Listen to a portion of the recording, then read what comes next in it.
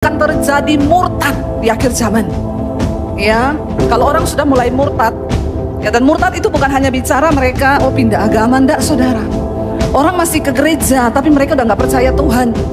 Orang masih ke gereja tapi mereka udah nggak menghormati Tuhan. Mereka ke gereja tapi doktanya jalan terus. Mereka ke gereja tapi bersinah jalan terus. Mereka ke gereja tetapi ya rutinitas dosa tetap jalan. Ini tanda-tanda di akhir zaman. Orang tidak lagi menghormati Tuhan. Terjadi kemurtadan yang begitu luar biasa. Pada hari penghakiman tiba, Tuhan bilang di sana akan tercerai. Ya, yang satu lagi tidur, yang satu hilang, yang satu di ladang lagi bekerja, yang satu hilang. Ya, saya bilang cuma satu, kalaupun ada yang tertinggal, ya jangan pernah kamu menyangkal Tuhan Yesus. Karena tidak ada keselamatan lagi di zaman antikris. Ya, keselamatan hanya dibayar dengan darah sendiri. Kamu harus mati dibunuh karena nama Yesus. Mumpung sekarang ini belum ada aniaya, kita cuma harus mengalahkan diri sendiri nih sekarang. Ya, kita berperang melawan diri sendiri karena musuh terbesar dalam iman itu adalah diri sendiri, bukan setan. Jangan sering-sering salahin setan, karena memang setan sudah salah. Ya, saudara salahin dia nggak goyah karena memang dia sudah salah. Rasul Paulus berkata, saudara, dia bilang, aku ini ya melatih tubuhku dan menguasainya seluruhnya, supaya jangan setelah aku memberitakan Injil, aku ini ditolak sama Tuhan. Dia menggambarkan bahwa kehidupan kekristenan iman kita itu seperti orang yang sedang berada di dalam gelanggang pertandingan. Dan dia bilang semua orang yang sedang berada dalam gelanggang pertandingan harus menguasai diri. Ya, menurut ukuran iman kita menguasai diri. Mereka itu berbuat demikian untuk memperoleh mahkota yang fana. Kalau di dunia saja mengikuti pertandingan harus seperti itu, menguasai dirinya, apalagi kita. Rasul Paulus bilang begitu, saudara. Karena itu aku melatih tubuhku, diriku ini, dan menguasainya seluruhnya, supaya jangan setelah aku memberitakan Injil, aku ditolak sama Tuhan. Saya tuh kadang merenung gini, gila ya, sekelas Rasul Paulus loh, sekeras Rasul Paulus itu masih ngomong takut ditolak. Siapa Rasul Paulus? Orang yang mengabdikan hidupnya habis-habisan untuk Tuhan. Dia bilang setiap hari aku berada dalam bahaya maut karena nama Yesus.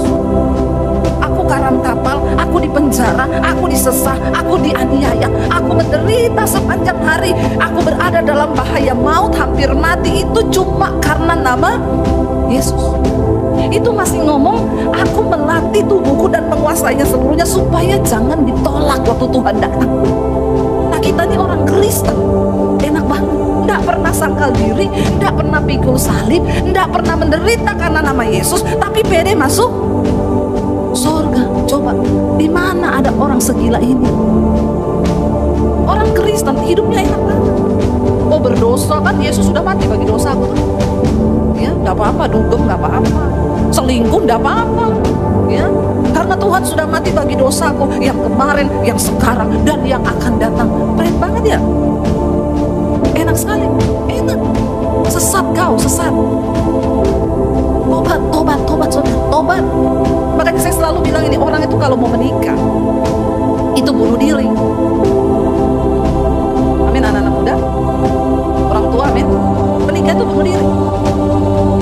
Kenapa? Kalau kau nggak mati bagi dirimu sendiri, ya sudah, maka perceraian yang akan kau dapatkan. Tuhan Yesus bilang pernikahan itu 1 tambah 1 sama dengan. Kenapa bisa begitu? Ini nggak ada di hitungan matematika, nggak ada.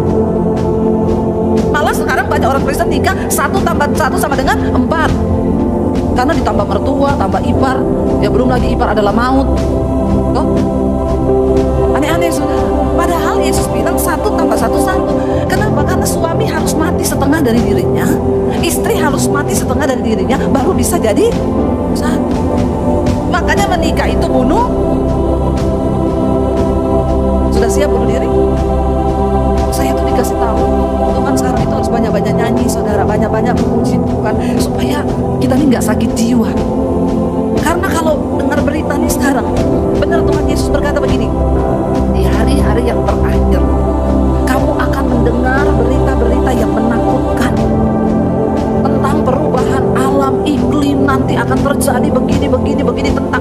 kejahatan. Dan Tuhan Yesus loh yang ngomong gini, dan akan banyak orang yang mati ketakutan mendengar berita-berita itu. Baru dengar sudah mati.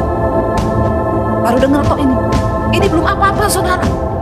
Yang kita lihat-lihat ini belum apa-apa. Ini baru permulaan dari penderitaan zaman akhir. Tuhan bilang akan ada tanda yang lebih hebat. Nanti di langit itu akan ada tanda. Dan banyak orang akan datang memakai nama Yesus. Penyesatan akan terjadi. Hari-hari ini yang harus kita perbaiki diri kita ini loh saudara.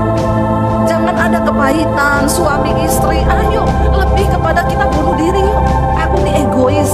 Aku akan belajar tidak menuntut dengan pasanganku. Aku akan belajar gini, aku akan belajar gini. Banyak bertobatlah kita ini. Ya.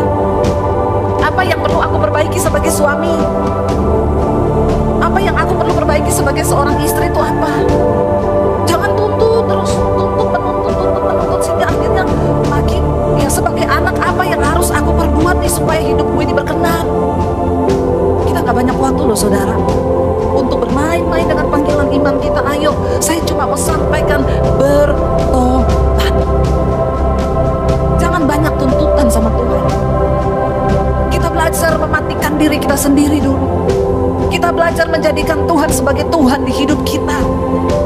Ya, karena Alkitab berkata apa? Cukupkanlah dirimu dengan apa yang ada padamu. Jangan lihat suami orang lain, jangan lihat istri orang lain. Tapi mari syukuri apa yang kita miliki hari ini, supaya kita tidak merasa aku ini kurang bahagia, kurang cantik, kurang ganteng, kurang kaya. Kurang terus. Kita lupa mensyukuri apa yang sudah Tuhan berikan yang begitu luar biasa, karena kita merasa kurang terus. Jadi hari ini mari kita belajar mensyukuri. Bangun pagi bersyukur Tuhan buat napas, buat hari yang Tuhan beri. Aku bisa ke kamar mandi, bisa melakukan semua ini karena anugerah Tuhan.